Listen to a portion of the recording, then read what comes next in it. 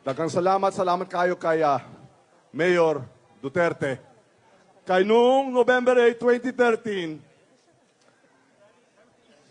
si Mayor Duterte, isa siya na nauna na pumunta sa Tacloban at nagtabak sa atin. Yun ang malasakit. Maraming sinabi, maraming batikos, pero nakita po natin, saksi po ako sa malasakit ni Mayor Duterte. Kaya po, hindi ko talaga matatanggihan o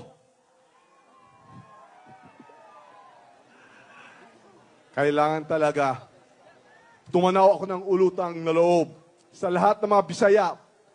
Kaya sinama niya lahat, taga Davao, Mindanao, at dinagsan kami ng mga relief goods, medisina, at lahat ng volunteer. Kaya palakpakan mo natin si Mayor Duterte